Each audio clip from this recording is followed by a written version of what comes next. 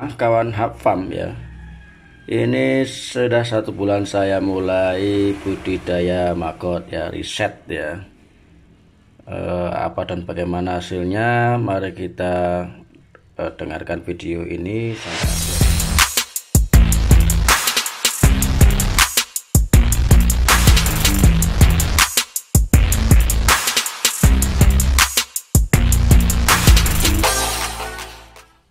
Ini saya tulis ya hasilnya, saya urat-urat evaluasinya.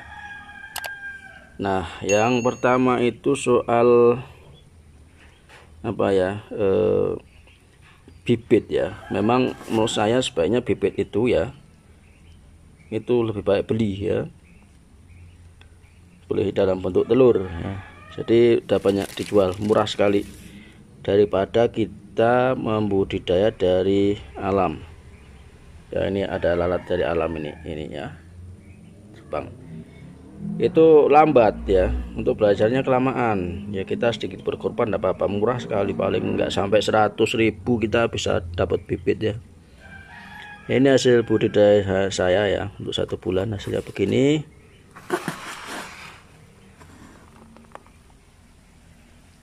Ya, lumayan ya.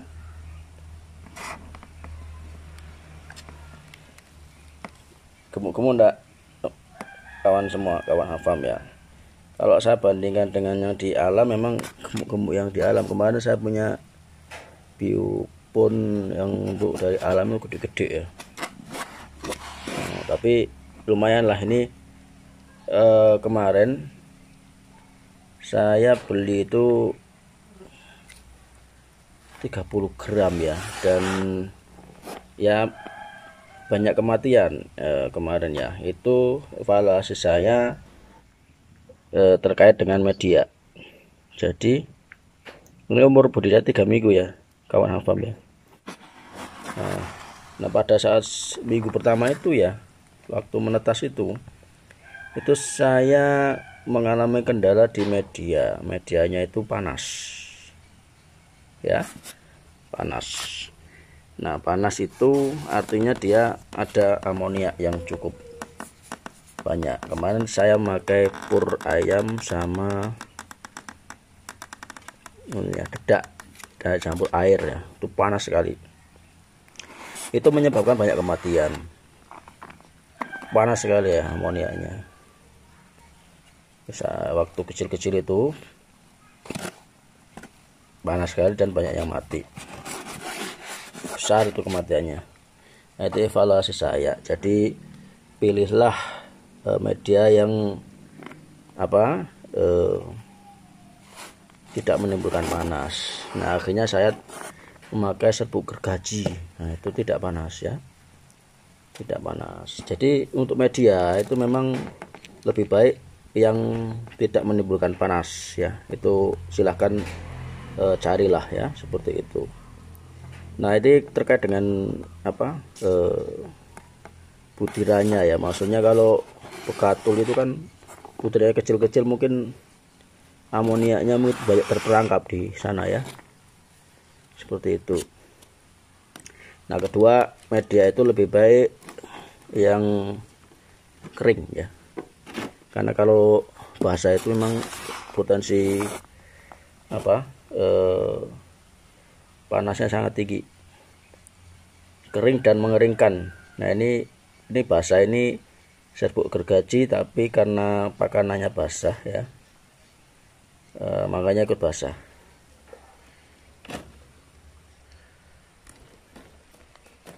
Itu maka media itu lebih baik yang kering, karena tidak terlalu bau dan apa, amoniaknya tidak banyak terjebak. Kering, remah ya, itu. Itu ya, saya sedang pisahkan ya, pakai apa, kawas tim ini nih. Nah, untuk media ini sebanyak yang kering dan mengeringkan ya.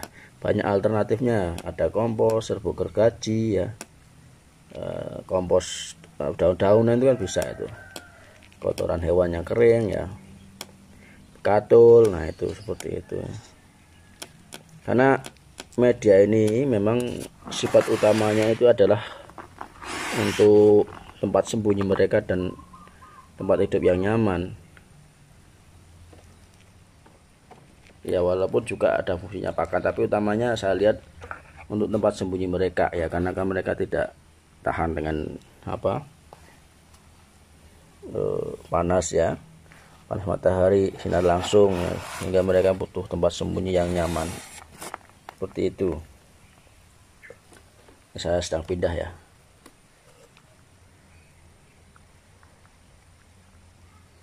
Nah itu untuk media ya.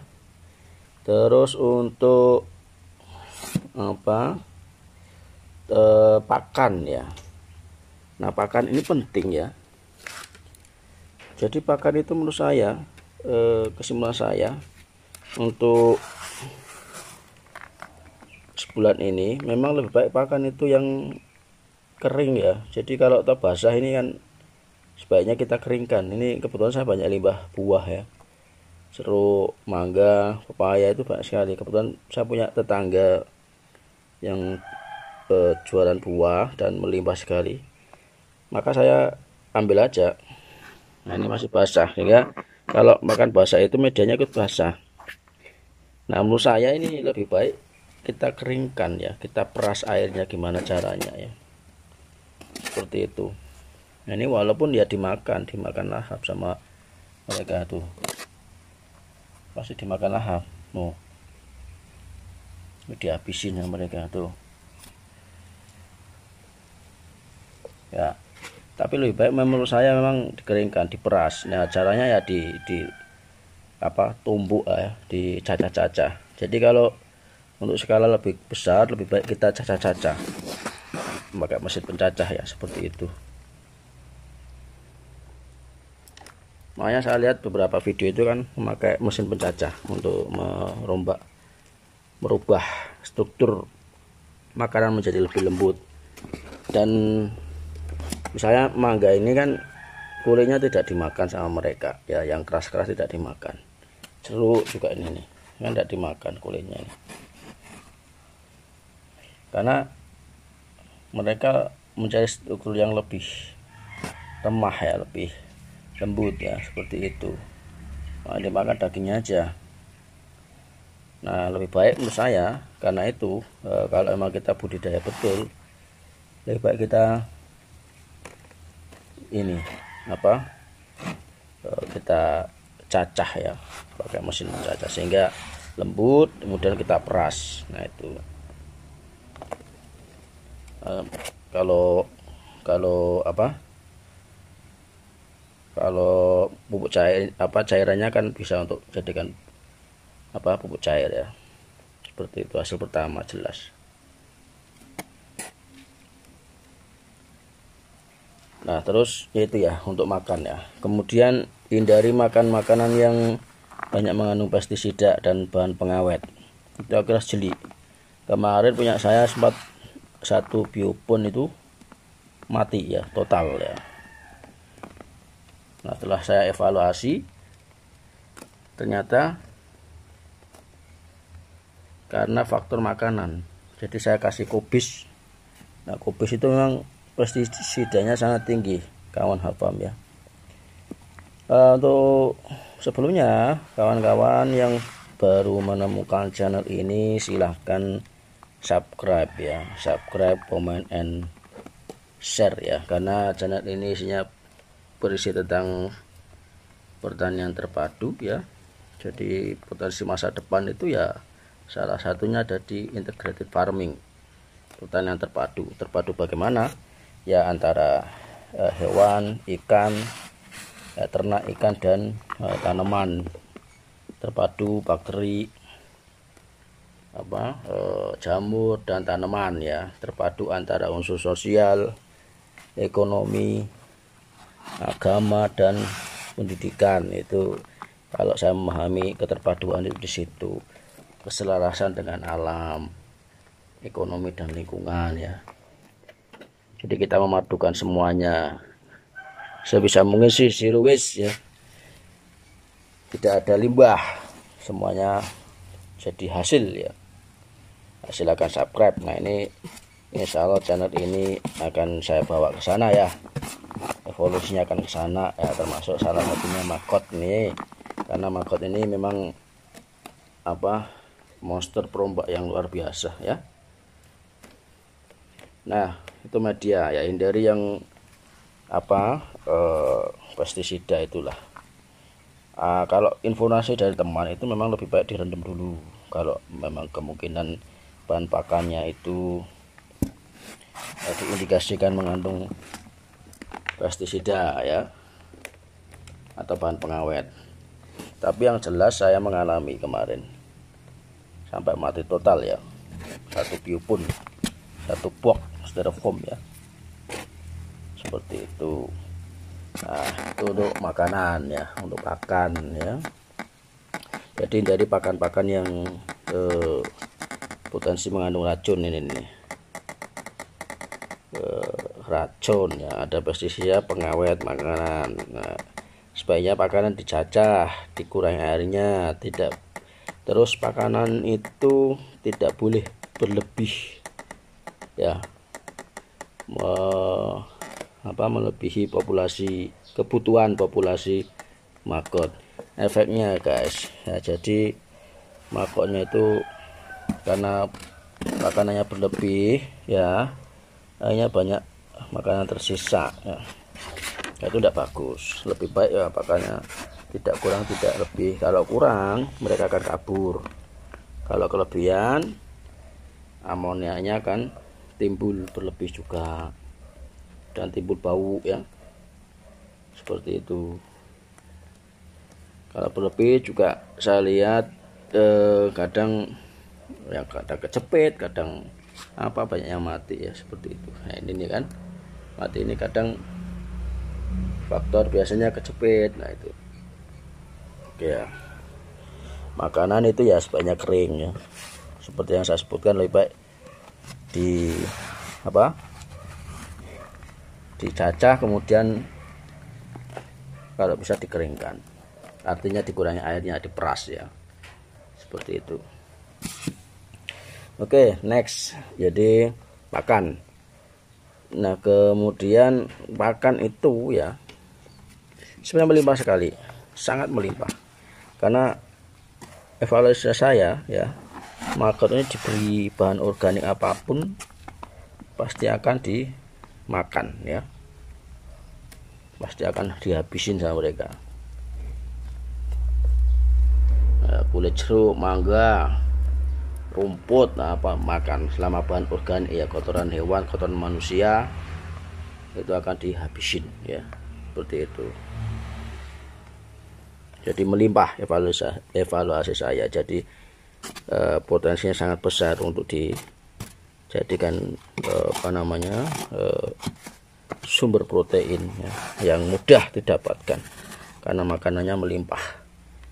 Nah seperti itu. Ini kalau bahasanya itu ya betul-betul monster biokonversi ya, artinya biokonversi ini kita merubah energi sampah menjadi protein yang bisa kita gunakan untuk ternak ya, sumber protein untuk ternak ikan, unggas ya, kemudian bahkan manusia mungkin ya, seperti itu ya. Ini potensinya luar biasa ya. Ini evaluasi saya 1 bulan menekuni secara serius maggot ya, karena semua bahan organik bisa dikasihkan, seperti itu evaluasi saya ya. Masalah kandang ya, di kandang nih, saya punya kandang, saya tunjukkan ya. Tuh, saya belum bagus kandangnya karena masih skala riset ya. Kandang itu bagi saya yang penting itu memang lebih baik di tempat yang panas ya, full sun ya, karena ternyata memang maggot ini sudah saya buktikan sendiri lebih suka di tempat yang panas ya, lebih aktif tandanya kan itu. Terus untuk kandang ini sebaiknya dilapisi UV. Saya belum ya, atasnya itu ada plastik UV.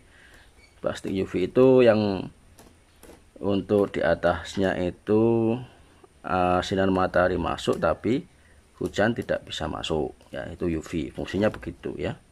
Biasanya kita pakai untuk hidroponik ini, ternyata di Magot juga butuh ya, begitu. Sehingga kalau hujan tidak kehujanan di dalamnya. Ini kalau saya masih kehujanan, tapi karena kemarau ya, masih bisa kita pakai ya. Untuk kandang itu sebaiknya terisolasi dari predator maggot ya. Siapa predator maggot itu siapa? Yang pertama semut ya, semut itu predator. Jadi kemarin itu kalau yang bagian bawah itu, yang sana ya, bawahnya ini kemarin nempel ke tanah itu karena belum terisolir, akhirnya dibantai semut ya, maggotnya ya. Ini kemarin saya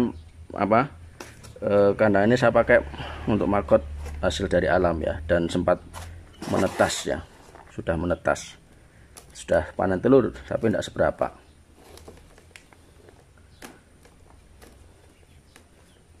Terus untuk kandang ya,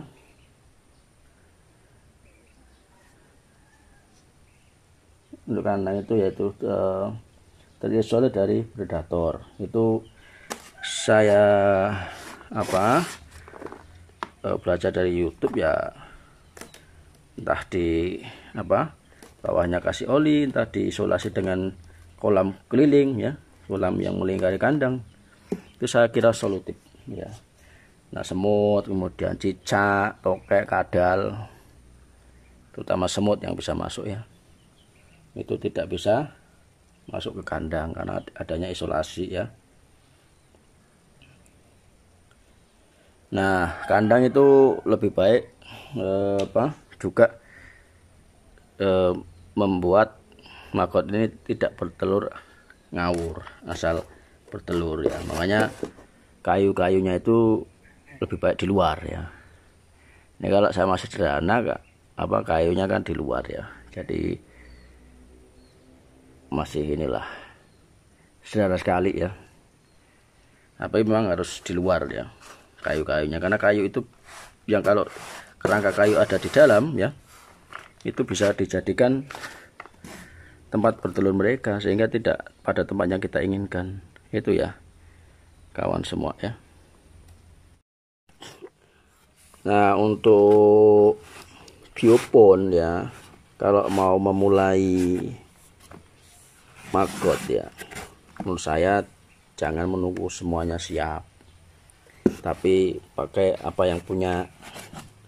Ini saya karena melimpah styrofoam ya, saya pakai styrofoam ya, sambil jalan disempurnakan, karena mereka juga selama banyak makanan nggak akan kabur ya, seperti itu. Ini styrofoam ya, sama di dalamnya masih banyak makanan, tidak akan kabur. Biopon itu sebagus apapun, kalau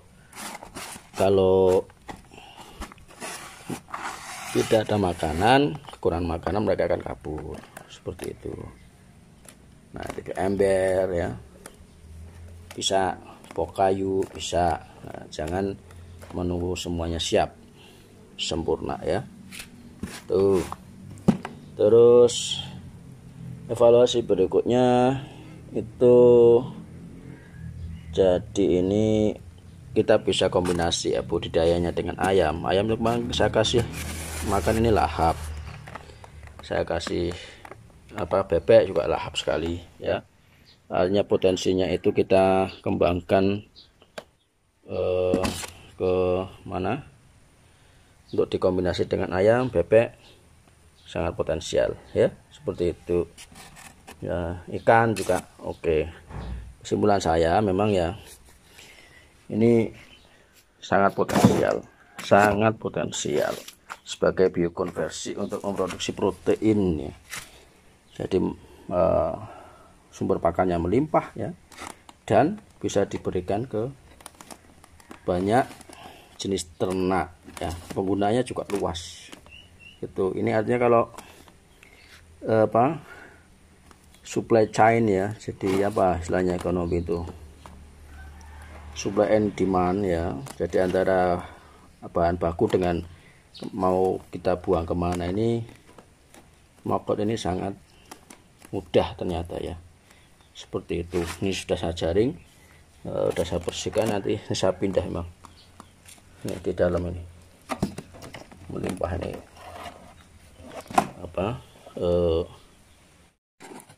ini saya saring ya, di dalam sangat banyak nih.